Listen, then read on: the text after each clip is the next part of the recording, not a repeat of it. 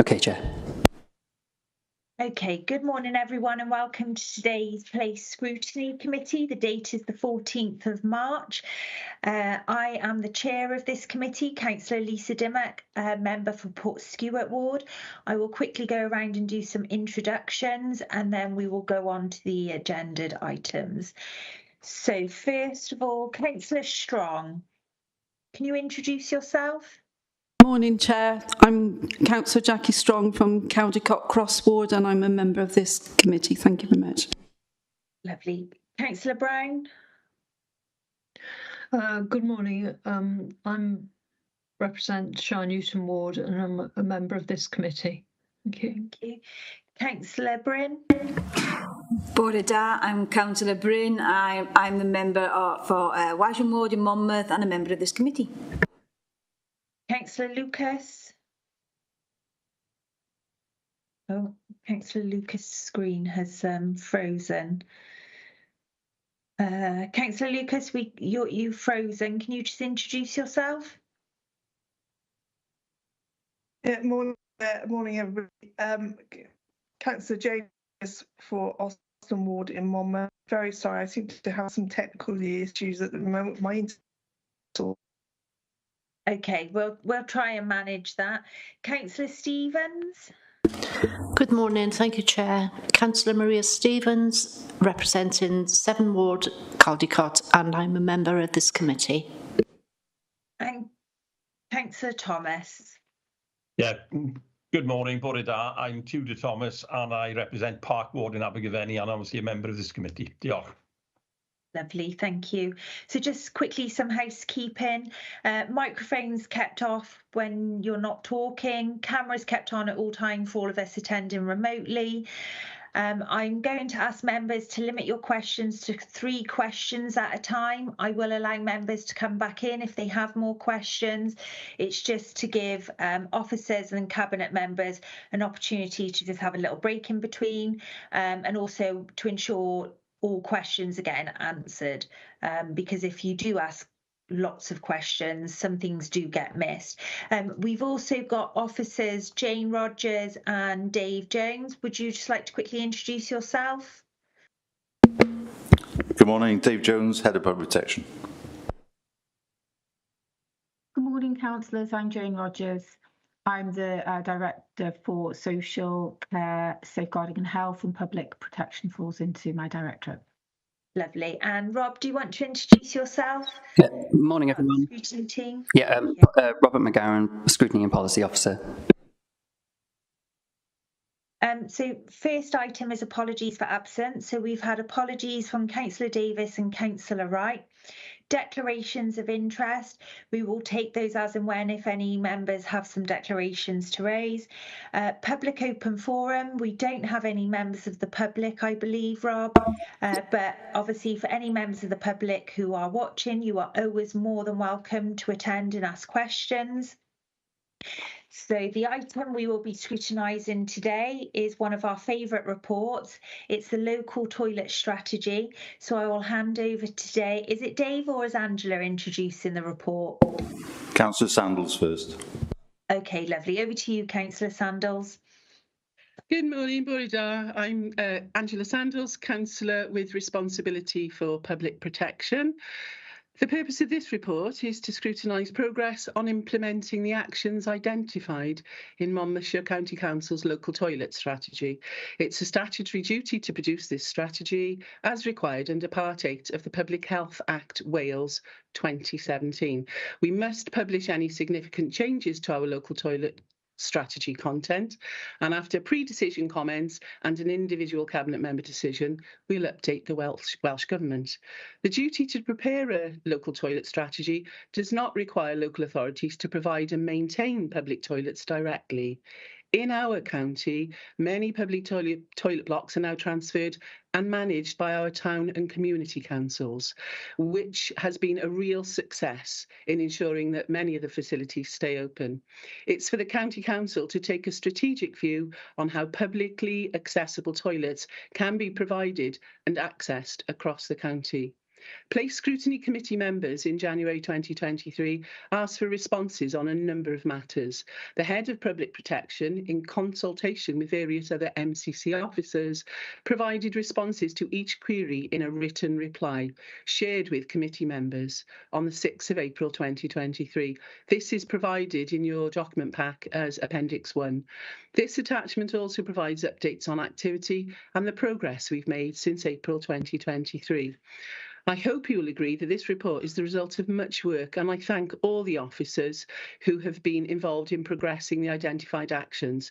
I'm now going to hand over to David Jones, Head of Public Protection, to summarise the report and advise committee members on the progress that we've made since January last year. Thank you. Thank you. Thank you, Dave. Yeah, thanks, Councillor Sandals, and thank you, Chair.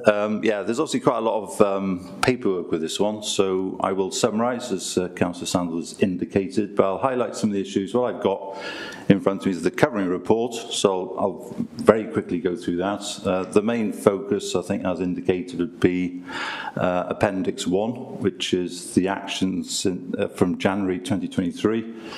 The third attachment then is the actual strategy itself, but if we cover off the actions, that pretty much covers off what the amendments are to the strategy. And then the fourth attachment is the integrated impact assessment, if Council's got any members on that. So I'll go through it. I think it'd be helpful, Chair, if members have got a question, because there's different elements to it, so it might be helpful if we go into the covering report to indicate it by number, 3, 2, etc. So the strategy is quite extensive, isn't it? It's over 20 pages. Because I think online it's a different page number sequencing than someone who may have hard copy, it'd be helpful to say 12.2 in the strategy. Dave, what do you think would be a way of navigating? Okay. I will ask members to try and ensure they give the point, but obviously if they've just written their questions down and now can't locate it, we need to try and accommodate. I'm sure we can navigate our way through it, Chair. So yeah, in terms of the covering report, as Councillor Sandals says, it's a legal requirement, so that's why it's here. It was produced in 2019, doesn't seem too long ago, but nearly 5 years ago now. So it is due we have looked through it annually, but I think it is now due to be republished, so if we can take on any comments the members will have, as per recommendation 2.2, we will take that into the final version, further to discussion, that Councillor Sanders would sign off as the Cabinet member with responsibility. So that's the process. Key issues, I think, have been already flagged up. So some of that's a bit of a repeat of what you would have heard last January in terms of how we got to where we are in terms of public consultation, which occurred a while back now, but pertinent points about access and availability across the county. 5, 6, skipping along, will be the main focus of the discussion today, which is the action plan, is found in Appendix 1. And then just quickly in terms of some of the stuff that has been updated since then, landlord service has been out this year particularly. 5 blocks have been repaired. When I talk about blocks, that's your sort of High Street facility, Abergwenny bus station, Welsh Street, Chepstow, as opposed to that's not the only publicly accessible toilets. They're all available in our hubs, libraries, leisure centres, etc. But it is focusing particularly on the 18 what we call traditional blocks, just to be clear as to what we're talking about. So they've been busy this year. 5 blocks were repaired, 2 in Abergwenny, 2 in Chepstow, and 1 in Tintern, as per 3.7. Also, and in terms of updates, I know Councillor Bryn flagged up stoma-friendly toilets last time, so we have made progress on that, you'll be pleased to know, since last January.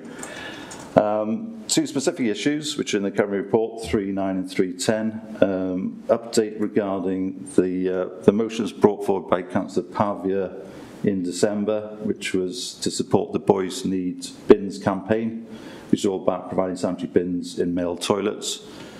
So we're getting that moving in terms of contacting all those providers. The Town and Community Council has been contacted. There's a level of support, I think, in terms of widening out sanitary bin provision, but I think perhaps we'll get to that when we look at the action plan. But that's there in the covering report. So that's one thing that's happened over and above the debate last January 2023. And the second one really to flag up is Wales Seniors Forum 310. They've contacted us with an interest as to what the strategies are now looking like, knowing that they do need to be reviewed. That's a requirement from Welsh Government. So that's summarised in 310, where I make the point. I've obviously responded to that query, and also our ambition as an authority to achieve age-friendly community status. So that public consultation is just completed. So I think if you look through all the documentation, it's not just about bricks and mortar, it's about public health, it's about accessing towns, and that's why clearly there's a direct link there. One of the criteria for that is buildings, outdoor spaces in buildings, and they haven't managed to collate all that information yet. I think it only finished last week.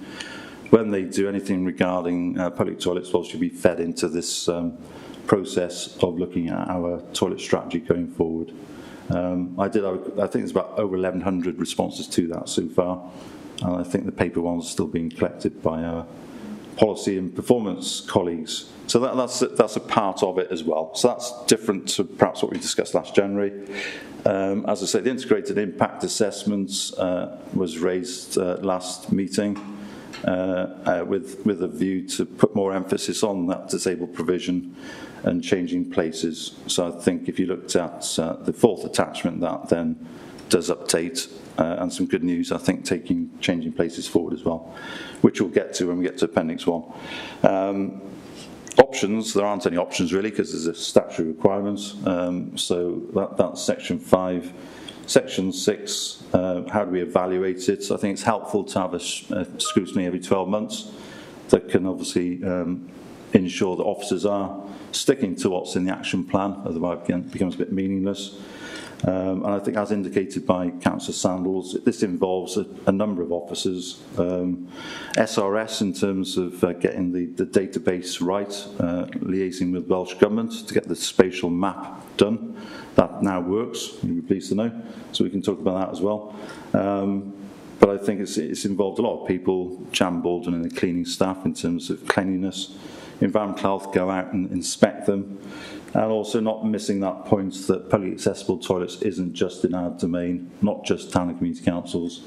The likes of our supermarkets are more than happy to provide that public provision in our main towns. So that is all covered off in terms of involving others. So I think we've got a process of evaluation.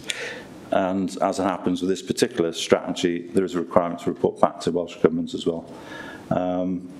The reasons are just linking back to the recommendations. It is a requirement under that Act that's been highlighted. And obviously we welcome those comments from members. So I don't know, do you want me to pause there in terms of the overview, Chair? That's what we're going to look at this morning, if that's okay. Yeah. I think that's fine. Members, the raise hand facility is now in the chat, so if you do want to come in and ask any questions, please raise your hand. Dave, I have a question. Obviously, the last survey was 2019. Will we be looking to carry out another survey in the near future to keep this document more relevant? Yeah, it's a valid point, Chair. I think it did come up in January 2023.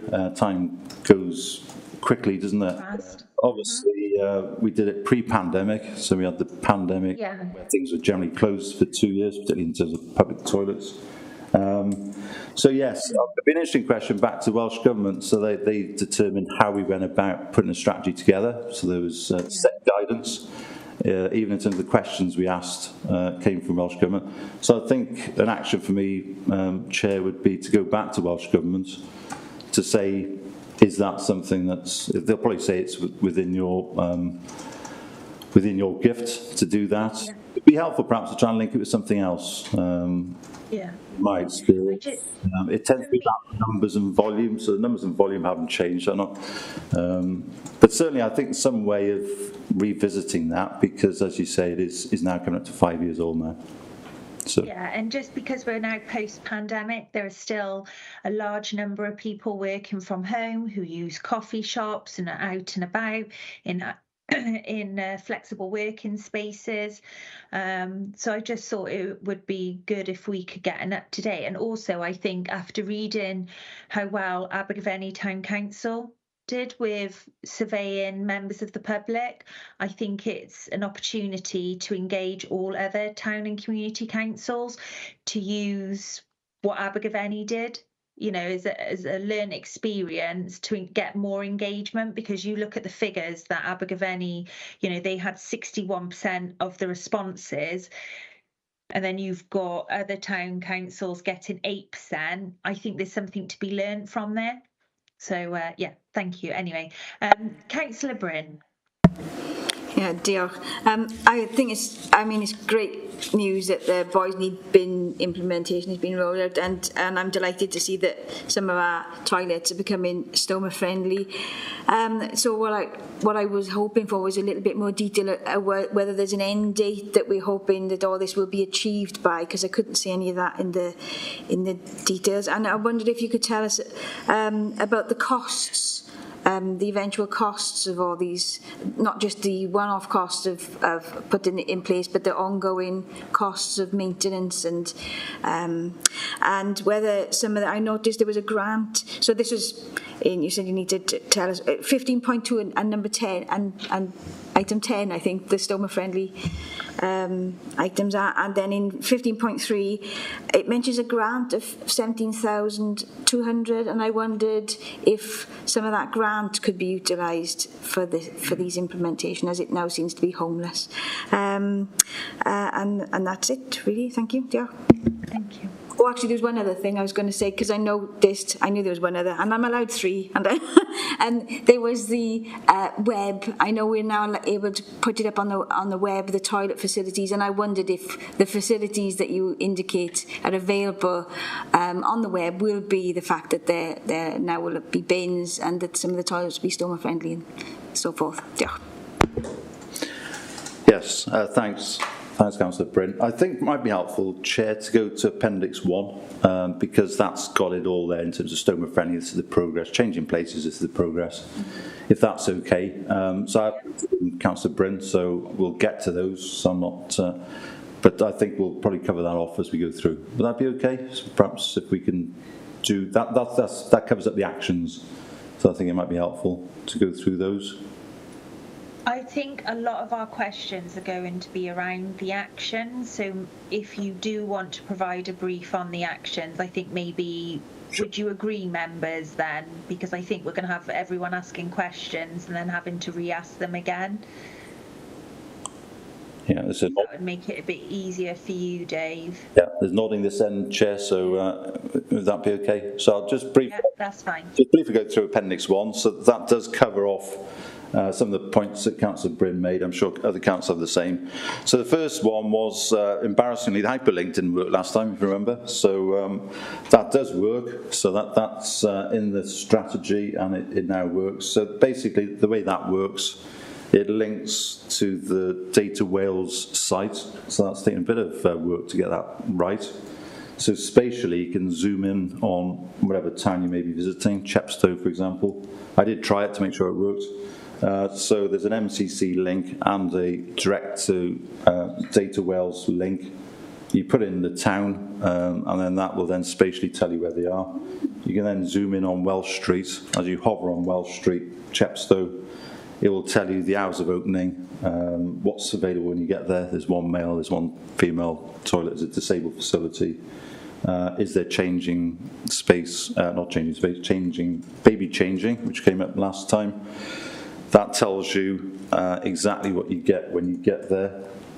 And it's also been updated. We had a couple of errors. For example, we had Baker Street Library, Abergavenny. That's been replaced with Town Hall Hub, Abergavenny. So that's all been updated. So that's done a little bit of work in terms of getting it spatially right. So let me know if there's anything that seems to be astray, but people are beavering away now in the background, seeing if they can find any errors. Yeah, no, my apologies. This wasn't working when I checked it during the week, so it is working now. Right, okay, I'm not quite sure if there's a glitch But it does work, so we got our student EHO on it to work back with Welsh Government who spatially map it. So that was the first action, that's been done. So the red text is what's been done since last January 2023. Contact the Welsh Government about toilets in the A40. Carl Tewig regularly meets Welsh Government, obviously in his line of work. I'm not quite sure what the latest is on that, but they will have some plan, I guess, in terms of the closed buildings at Mitchell Troy. I did try to contact Carl, but he's actually off this week, but if we need an update on that, I'll ask Carl again. Third one there. A written update for members so they're aware, yeah. Please. Some of these things seem to take a lot of time, but yeah, certainly I can ask Carl that to get an update for the latest position. The third one was regarding White Horse Lane, that often does come up. The query was that 93,000 seems a lot. Well, 166 is even more because the bills go up. Basically, the whole thing would be completely rebuilt from ground up. So that's Landlord Services say it would cost you 166,000 to renovate White Horse Lane. Just for those who don't know, it's pretty much opposite Barclays in Abergavenny. So the costs are high, but the action there, I think now, is we do need a decision on the future of that facility in consultation with the Town Council. Interestingly, 2019, people are very keen on it being closed, and that includes the Town Council, and then it seems to be a bit of a swing to, can we keep it open? So I think a decision does need to be made on that with Landlord Services to do options, what could be done at that site. But the costs of anyone taking it on themselves would be somewhat large, not just the capital cost, clearly, the revenue costs as well. So that was raised last time. Toilets need to be stoma friendly, to Councillor Bryn's point. So yes, that's the response in terms of the number of facilities we got. What have we done since last time? So we have got 25 disabled toilets in total. That's in terms of the traditional blocks and places like leisure centres and hubs, etc. The text in red is what we've done for this financial year. Landlord Services have been out. There are 5 elements of being stoma friendly, which is in there, which is a mirror, suitable hooks and the heights for those hooks, shelving, bins and signage. So we're okay. So they've been out and about to look at those disabled facilities. Where they've been missing, there's gaps, be it a mirror or the shelves have been taken off the doors. Those have been put in this year. So that has, I couldn't tell the exact cost of that, but it has been done. And where we had a couple of toilets that didn't have a separate disabled toilet, then we put them in, the males and the females. So if you want any exact information on that, I'd have to go back to Landlord Services. I'm not quite sure what it cost. It does cover your issue about the £17,000. That was transferred to Landlord Services in April. So for 23-24, they no doubt used some of that money to improve, to ensure stoma friendliness. And secondly, they did 5 renovations as opposed to the usual 2. So they would have spent that on repairs generally and on the stoma-friendly side of things. In terms of timeline, in terms of getting things stoma-friendly, I'd say leisure centres probably got those 5 criteria. They've got the mirrors, they've got the hooks, they've got the shelving, bins, and perhaps the signage. But I've been in contact with UK Colostomy UK, sorry. We can't put them up because they're not bilingual, so we'll have to go back to say, so we got them, I got a pack of 50, 60 of them.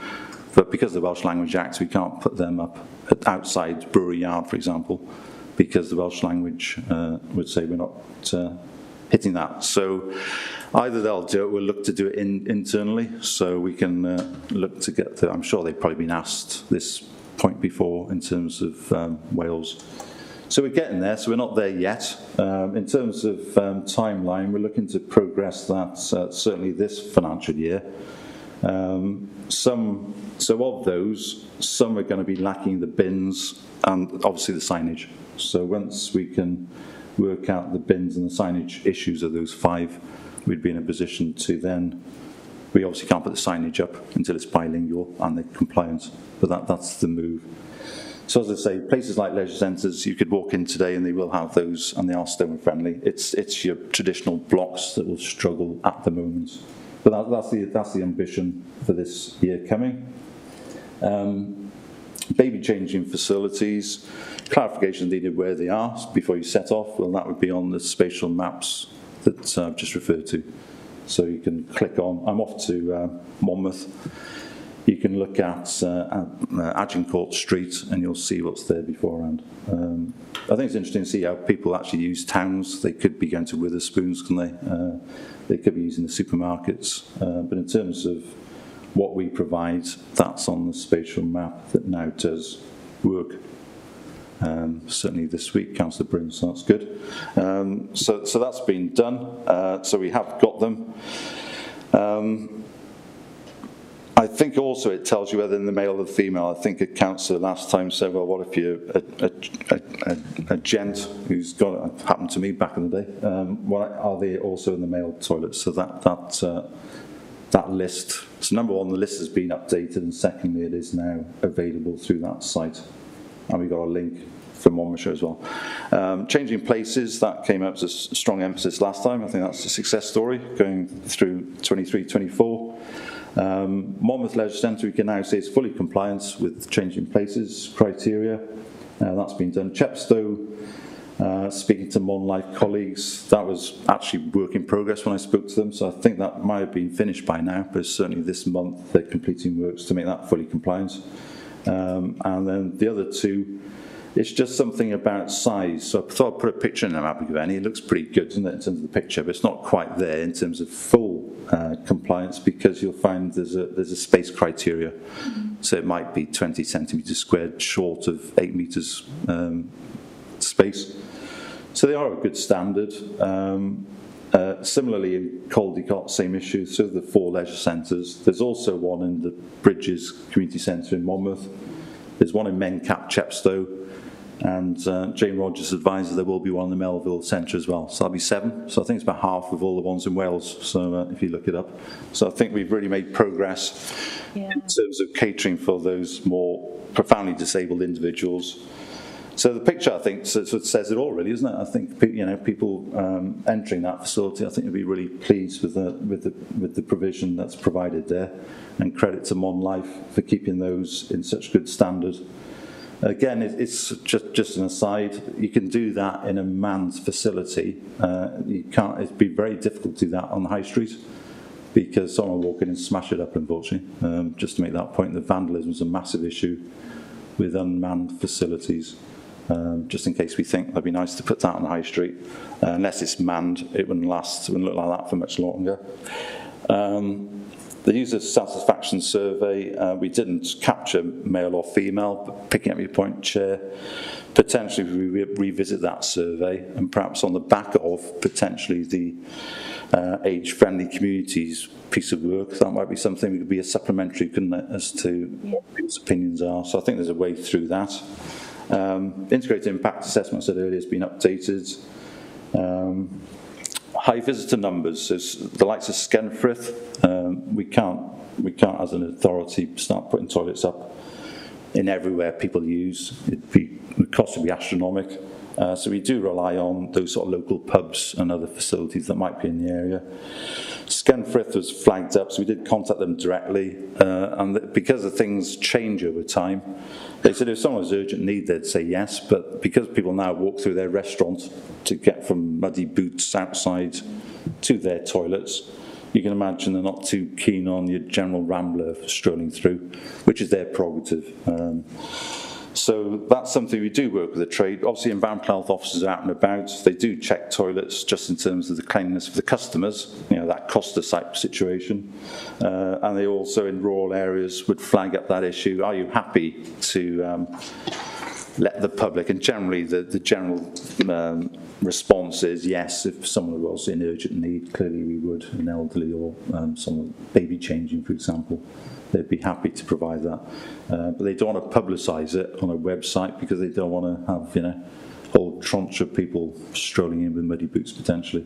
So it's a bit of a sort of case-by-case basis almost. But, we have got a good liaison with those rural pubs, so I think that's the way we'd look to do that. White Horse Lane did have some airtime last time. I think the way forward there, and I put it there, landlord services need to pursue that. Nick Keys did contact the Kibby Walk management, and they said, no, we wouldn't want to take that on. I think people realise the cost, if you look at it, it's not like in the best state. So we do need to make a decision, since that's our asset.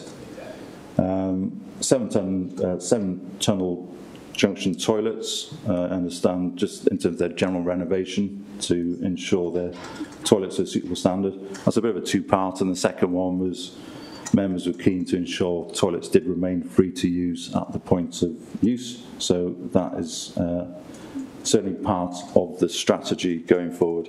The previous actions, just very quickly, Chair, was 1 to 10. There's a couple more I've added on in terms of the strategy itself to pick up the stoma-friendly issue, the changing places. But I think we have worked through those. I've been in contact with all the town and community councils recently. Just to feedback on the cleanliness that we go and have a look at every sort of autumn. So they've had that feedback.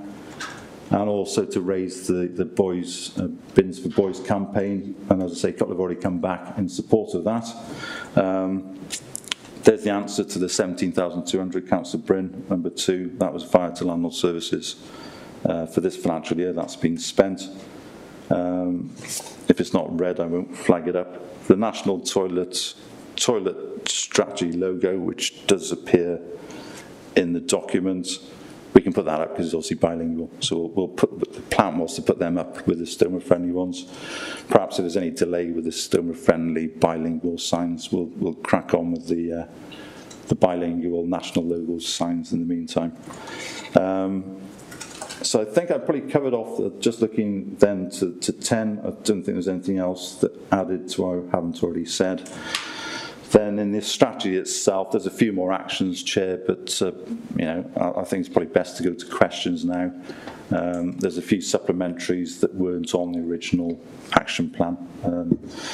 So that's just in terms of the total plan. You'll be pleased to say, Chair, I won't go through this, all 20 plus pages, but just to say, it updates it to refer to the Community and Corporate Plan 22-28. So obviously that's come in since it was written last time. Sections 9 and 10 are new because that covers changing places and being stoma friendly. The links now work in terms of spatial mapping and facilities provided. And the actions clearly have then been updated to reflect what hopefully I've rattle through there. Perhaps the only other thing, perhaps I haven't covered off, Chair, is table 2 in the strategy itself in section 14. So what did we find when we went back to look at them? So environmental health go off to look at the 18 traditional blocks.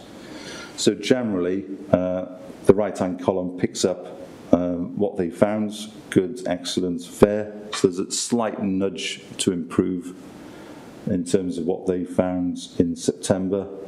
And also in that column is property services refurbishments. So you'll see that quite a few were refurbished. So it tells you exactly which ones were refitted. So, for example, they worked on Bailey Park, which is a facility that's open on weekends in Abergavenny. So it tells you which ones are there. And obviously this month they'll look to put their 24-25 plan together as well. So I think that probably covers it. If I go back to Councillor Bryn's question, I think hopefully we covered that. In terms of dates, we're just waiting for the bilingual sign. So as soon as we get that, we can crack on with that. I'll speak to Mon Life to get them signed up. We can't put them up, unfortunately, just in English. Someone will criticise us. Dave, just on that, yeah. I appreciate we need to have bilingual signs and how important it is we have English and Welsh, but to not put up the English version when we have them, I'm not sure. We will be letting down English speaking